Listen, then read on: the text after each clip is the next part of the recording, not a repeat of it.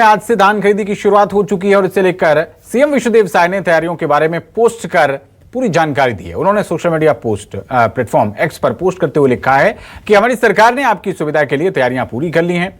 अन्नदाता के दान का एक एक दाना खरीदना हमारा लक्ष्य है। और सीएम ने लिखा कि 27 लाख से अधिक किसानों की धान हमारी सरकार खरीदेगी। धान के भुगतान भी 72 घंटे के अंदर हम सुनिश्चित करेंगे। किसानों को अधिक दूरी तय न करनी पड़े, इसका ख्याल भी रखा है। खरीदी में पूरी पारदर्शिता बरतने पर विशेष ध्यान दिया है। तो मुख्यमंत्री विष्णुदेव साय ने बाकायदा सोशल मीडिया प्लेटफॉर्म एक्स पर पोस्ट कर यह जानकारी दी है कि अन्नदाता के धान का एक एक दाना खरीदना उनका लक्ष्य है। 27 लाख से भी अधिक किसानों की धान हमारी सरकार खरीदेगी और धान का भुगतान भी 72 घंटे के अंदर हम सुनिश्चित करेंगे। साथ ही खरीदी में पूरी पारदर्शिता बरतने पर विशेष ध्यान दिया गया है।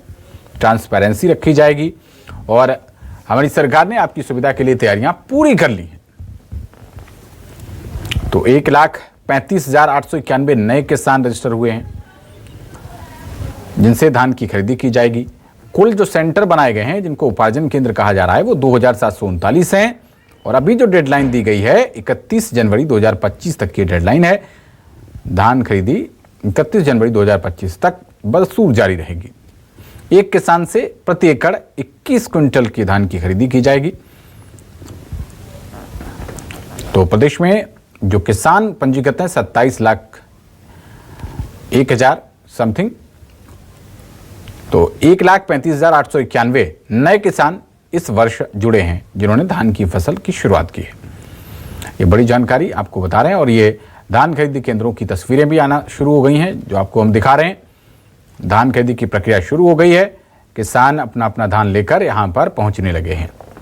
इलेक्ट्रॉनिक वेइंग मशीन जो तौल मशीन है उसके माध्यम से ये धान खरीदी की प्रक्रिया संपन्न की जाएगी। धान खरीदा जाएगा किसानों का। तो आज से यानी कि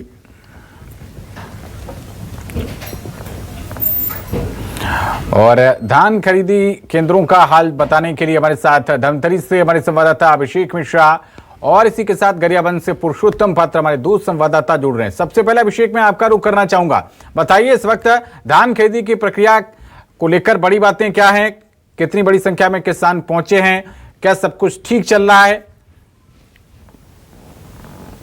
धान खरीदी की शुरुआत हो गई है। किसानों में खुशी की लहर देखी जा सकती है। धमतरी जिले की बात करूं तो यहाँ पे 100 उपार्जन केंद्र बनाए गए हैं जहाँ पे आज से धान खरीदी की शुरुआत होगी। उसी के लिए 100 नोडल भी बनाए गए। हम आपको हमारे पीछे दिखा दो, हम शंकर दाह के धान खरीदी केंद्र पहुंचे। अभी थोड़ी देर पहले यहाँ पे पूजा पाठ के बाद धान खरीदी की शुरुआत हुई है। जिले में 1,27,596 किसानों ने पंजीयन करवाया हुआ है जो 14 नवंबर से 31 जनवरी 2025 तक धान का बिक्री करेंगे। वहीं आज की अगर बात करें तो 33 किसानों ने आज धान बिक्री की। तो आपके आसपास किसान हैं उनसे बात करिए, पूछिए कैसी व्यवस्थाएं हैं, क्या आप पूरी तरीके से संतुष्ट हैं वहां की व्यवस्थाओं से? समिति के बात करके तैयारी क्या की गई है?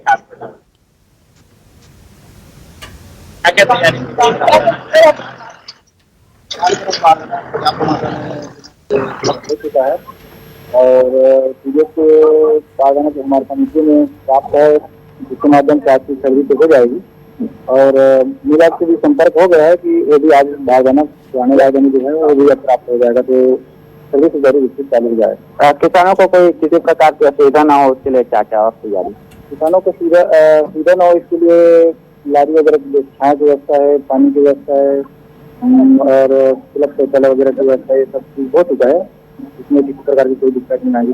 हमारे साथ किसान भी जुड़े हुए हैं, आइए देखते हैं, बात करते हैं। कितनी खुशी है किसानों में? बिल्कुल खुशी का ये ठिकाना नहीं है किसानों का। शुरू में जो सरकार रही वो अनावरी रिपोर्ट, गिरदावरी, पेड़ और दियारा के नाम से लोगों के जो रखा थी उसको काटने का प्रयास किया। और आज ऐसी परिस्थिति है कि देश का 100% धान आज खरीदी हो जाएगा, ऐसा मैं मानता हूँ। क्योंकि अनावरी जो रिपोर्ट है, टोटल खरीद मैंने जो उत्पादन है तो 100 ऊपर की खरीदी का रिपोर्ट बन रहा है। आप पहले ग्राहक बने, कैसा महसूस हुआ?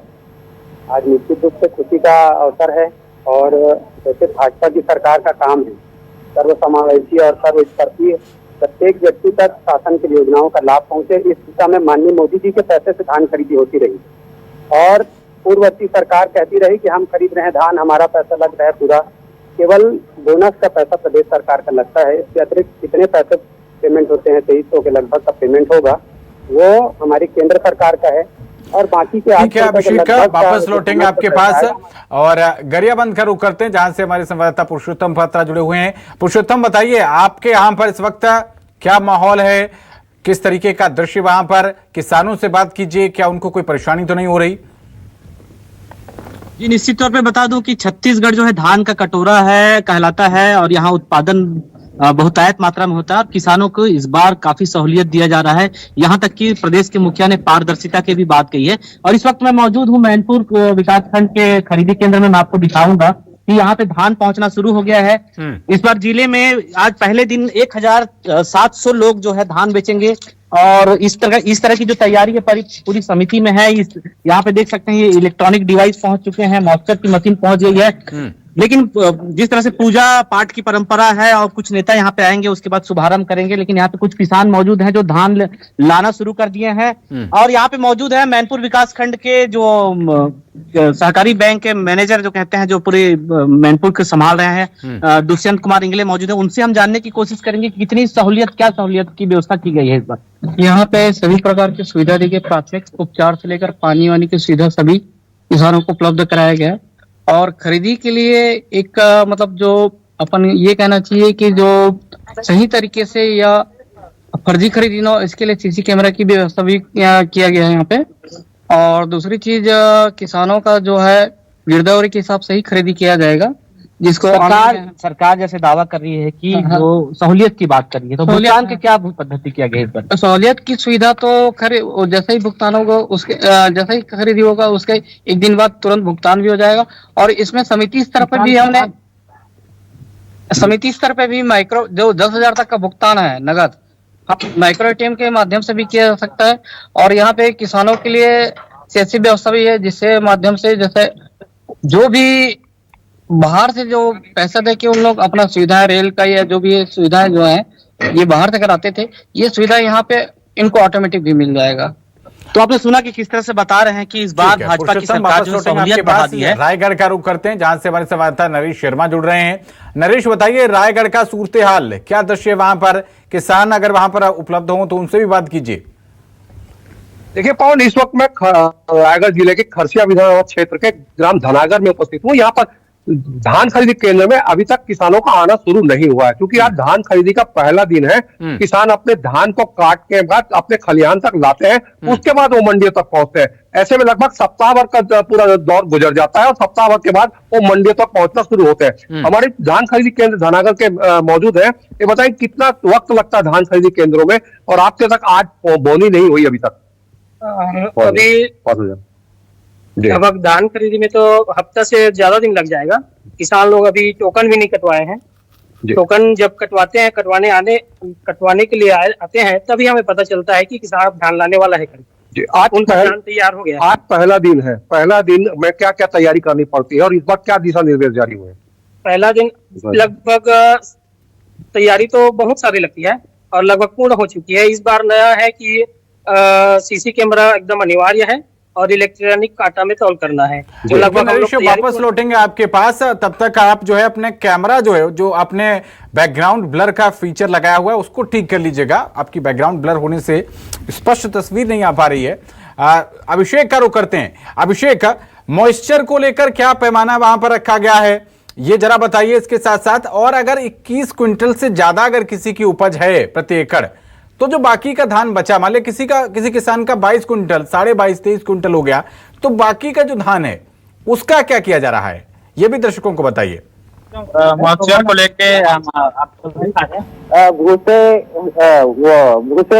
से उसको तैयारी की गई है उसमें मॉइस्चर को रोकने के लिए।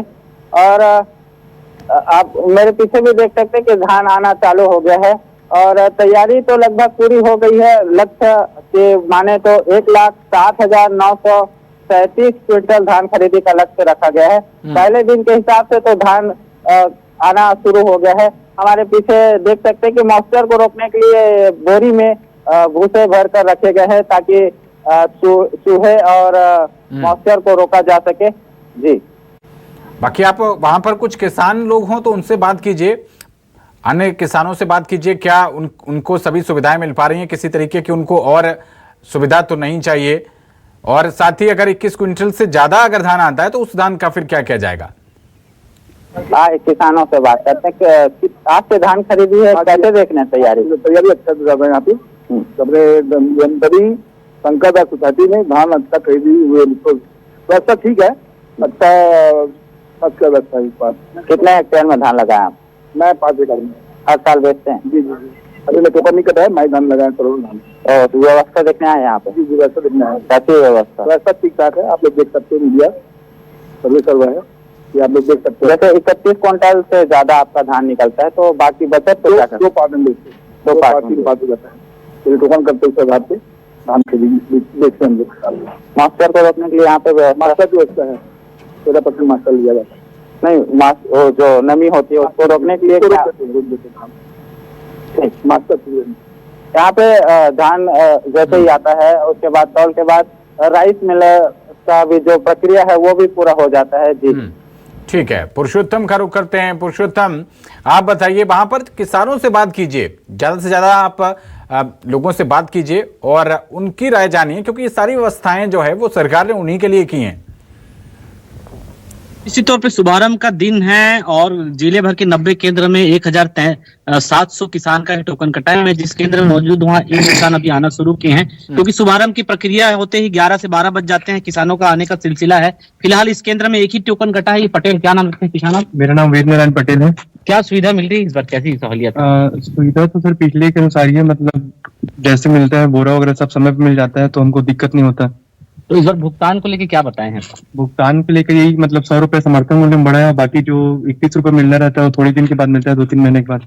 अच्छा, ये बताइए, जैसे आपका यहाँ 21 कुंटल का टोकन कटा होगा, लेकिन उससे ज्यादा उत्पादन है, कम है, अगर बच जाएगा तो क्या? नहीं, हमारे क्षेत्र में 21 कुंटल लगभग आ जाता है या फिर उससे थोड़ा कम होता है, ज्यादा उत्पादन नहीं हो पाता।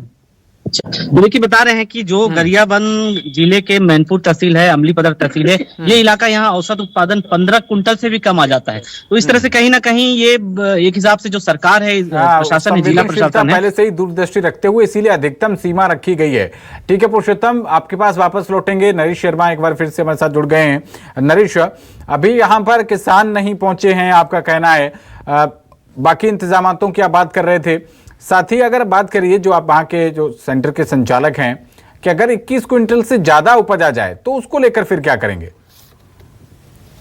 आप ये बताएंगे, अगर क्षमता से अधिक अगर उपज यहाँ पर आ जाए, क्योंकि किसानों की इस बार अच्छी बरसात के चलते उपज ज्यादा हुई है, तो ऐसी स्थिति में क्या कहने के निर्देश हुए, क्या हुआ? अब अभी तक तो वैसे कोई निर्देश नहीं आया है।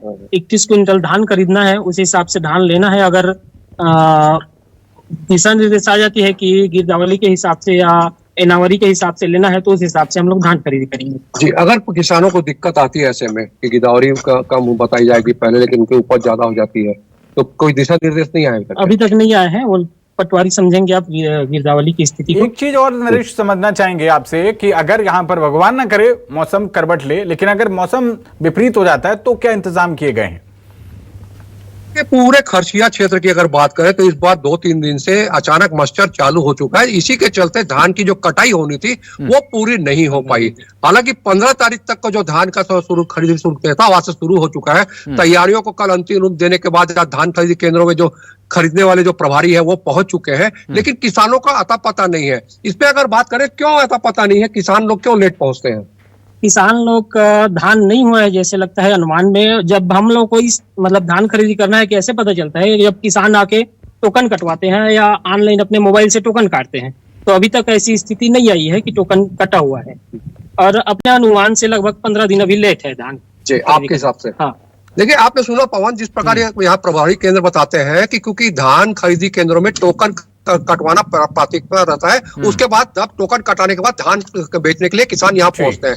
लेकिन अभी तक किसी किसान ने न तक टोकन कटाया, न कोई आगे सूचना दी है कि वो धान खरीद बेचने आ रहे हैं। नरेश शर्मा, अभिषेक मिश्रा और पुरुषोत्तम बत्रा, आपका भी बहुत शुक्रिया। इस ग्राउंड रिपोर्ट को जनता तक पहुंचाने के लिए, दर्शकों के साथ शेयर करने के लिए, और आप इस पूरी प्रक्रिया पर नजर बनाए रखिएगा।